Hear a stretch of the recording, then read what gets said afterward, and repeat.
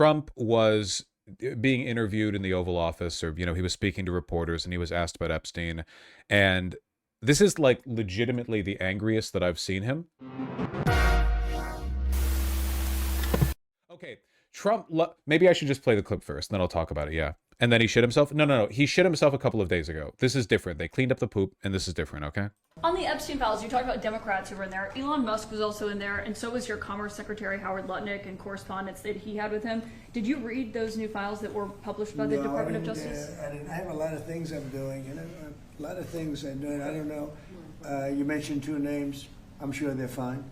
Otherwise, it would have been major headlines. A lot of women who are survivors of Epstein's are unhappy with those redactions that came out. Some of them, entire witness interviews are totally blacked out. Do you think that they should be more transparent? The fact that they thought they released too much. I heard that, and you tell me something else. So, I think it's really time for the country to get onto something else. Really, now that I bet you think that nothing came out about me other than it was a conspiracy against me, literally, by Epstein and other people.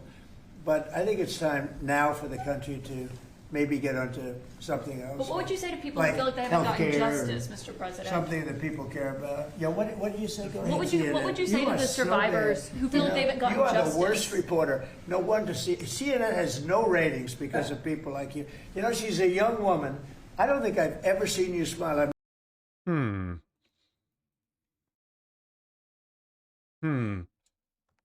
Super interesting thing to say in the context of you being heavily implicated in a child sex trafficking ring.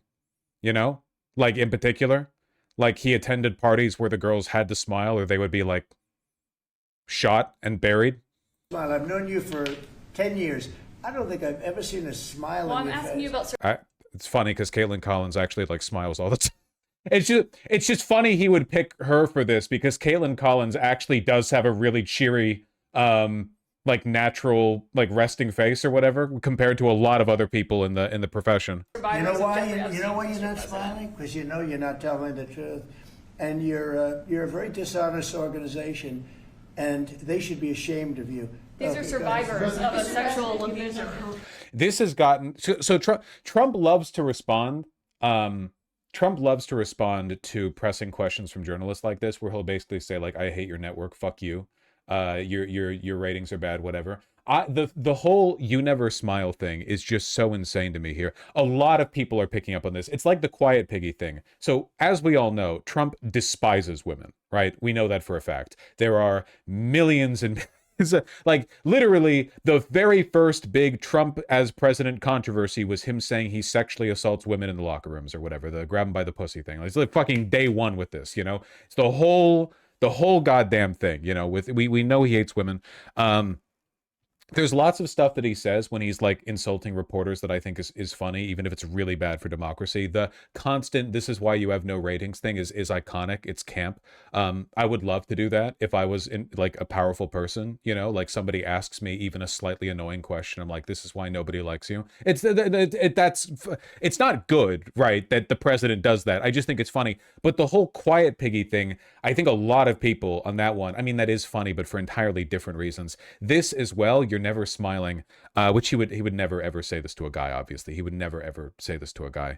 Are we really not clued into the fact that he's a misogynist? You're so right, Skyper TSD. You were the only one here who realized Trump was a misogynist, and everyone else here is only learning that for the first time. That's what distinguishes you from us. Come on, what are you've got some dishes that need cleaning in the sink. Okay, fuck out of here. Anyway. For one, I think it is an enormous indictment of the journalists in the room that are not Caitlin Collins, that everyone in the room did not then ask Trump the exact same question. Like, they are all complicit.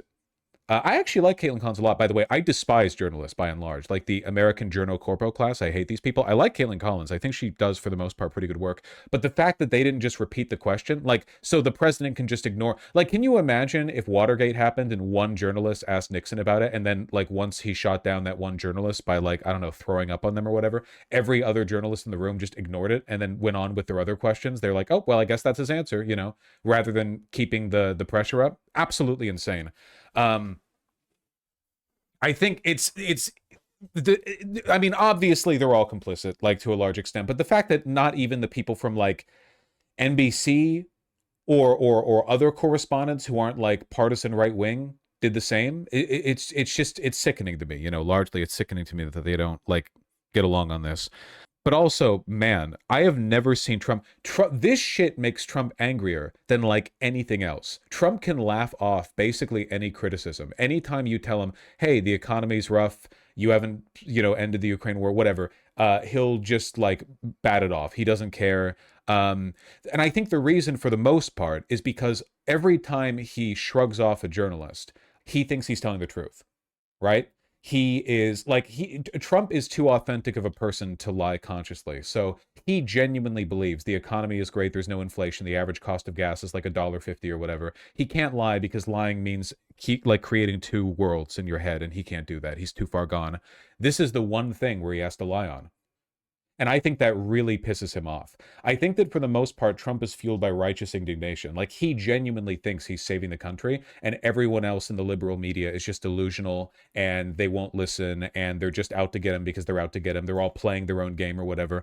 I think this is actually one of the reasons why he likes Mamdani. It's because it's like a thief thinks everyone steals, right? Trump thinks that everyone who in politics is just engaged in their own like Nietzschean battle for supremacy against the elements. Like, everyone's in it for themselves. And I think the reason he likes Mamdani is because he assumes Mamdani's doing the same thing. He thinks that all of Mamdani's like pomp and circumstance and rhetoric are just a like an artifice that he's using for personal gain, which Trump respects because he sees that as like a big brain business boy kind of thing to do, right?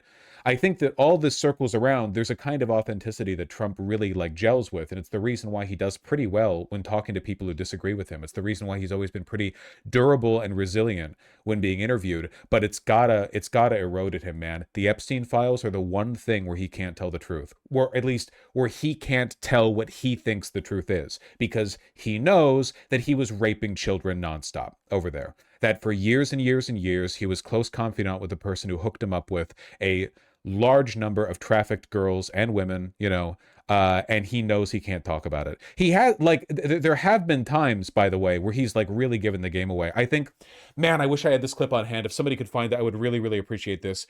There was somebody who asked Trump in the Oval Office something about Jeffrey Epstein, and Trump responded by calling him Jeffrey. Not Epstein, not Jeffrey Epstein, but Jeffrey.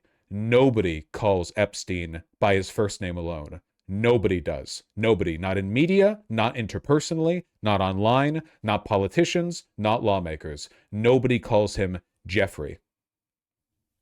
But he did. He corrected himself shortly after, but that's like a very telling giveaway. Here? Oh, you found that pretty quickly. Thank you. Numerous times. And I don't think they want to see a shutdown either. Mr. President, are you going to sue Trevor Noah? Last night in a post, you alluded that something could be coming. Yeah, well, he said that I spent time on Jeffrey Epstein's island. I didn't. I mean, he's a lightweight, this guy. He's a terrible, I think he's terrible. I thought he did a terrible job at the Grammys.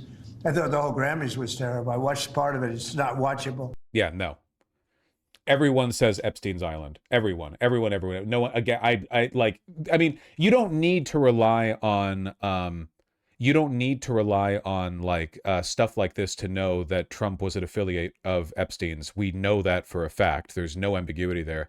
I just think it's kind of funny. And it also shows how bad Trump is at lying, which I think is why this chuffs him so much. I guarantee you the number one thing that he wants to do is to brag about it. The number one thing he wants to do is brag about it. He's let little slips of that go too. Didn't he one time say that like he didn't have the privilege of going to Epstein's Island or something like that? There was a time when he distinctly referred to going to Little St. James as like an honor, or saying like somebody else didn't have the honor of going, basically. He would love to brag. Like the Epstein child rape parties were probably some of the most exclusive, like high society barred parties on earth at the time, and he attended them for years and years and years. And he doesn't get to brag about it. He brags about everything else, but he doesn't get to brag about this. You found it? Annie, you found it that quickly? Man, am I just like uniquely bad at looking up things? I never had the privilege of going to his island. And I did turn it down, but a lot of people in Palm Beach were invited to his island. In one of my very good moments, I turned it down. I didn't want to go to his island. For years, I wouldn't talk to Jeffrey Epstein. I wouldn't talk because he did something that was inappropriate. He hired help. And I said, don't ever do that again. He stole people. This is when he poached a young girl from Mar-a-Lago. This was the famed beef between Epstein and Trump, where they were both in love with the same little girl. And Epstein took her to work at Little St. James. But Trump wanted her at Mar-a-Lago. That worked for me. I said, don't ever do that again. He did it again. And I threw him out of the place, persona non grata. I threw him out, and that was it. I'm glad I did. I never had the privilege of going to his island.